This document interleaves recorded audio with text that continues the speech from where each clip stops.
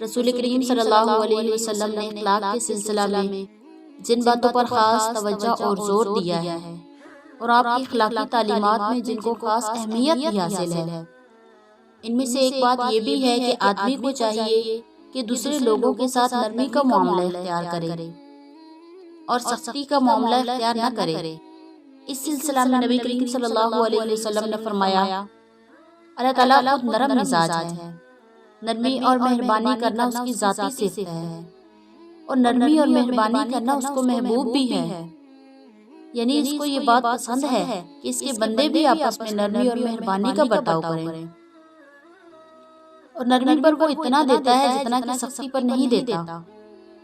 اور جتنا کہ نرمی کے علاوہ بھی کسی اور چیز پر نہیں عطا کیا جاتا۔ بعض لوگ اپنے مزاج اور معاملہ اور برتاؤ میں سخت مزاج ہوتے ہیں، اور بعض لوگ نرم اور مہربان ہوتے ہیں، اور جو سخت مزاج ہوتے ہیں ان کا خیال یہ ہوتا ہے کہ جو مقاصد سختی سے حاصل کیے جا سکتے ہیں وہ نرمی سے نہیں کیے جا سکتے۔ رسول کریم صلی اللہ علیہ وسلم نے سب سے پہلے تو یہ فرمایا، نرم خوئی کی عظمت اور رفعت یہ بیان فرمائی، وہ اللہ تعالیٰ کی ذاتی صفت ہے۔ اس کے بعد فرمایا، اللہ تعالیٰ کو یہ محبوب ہے کہ اس کے بندے بھی آپس میں نرمی کا معاملہ اختیار کریں۔ پھر فرمایا، مقاصد کا پورا ہونا یا نہ ہونا اور کسی چیز کا ملنا یا نہ ملنا یہ تو اللہ تعالیٰ کی مشیت پر موقوف ہے، اور جو کچھ ہوتا ہے اسی کے فیصلے سے ہوتا ہے،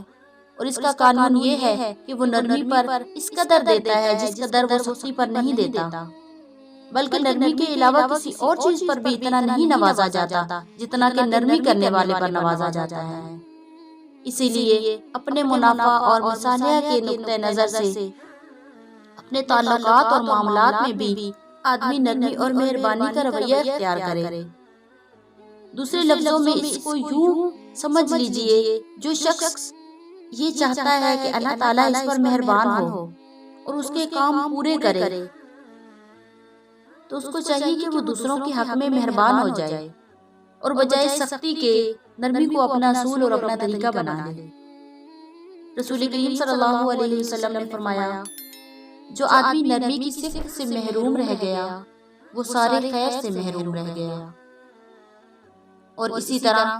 آپ صلی اللہ علیہ وسلم نے فرمایا، جس شخص کو اللہ تعالیٰ کی طرف سے نرمی کی خصلت کا اپنا حصہ مل گیا،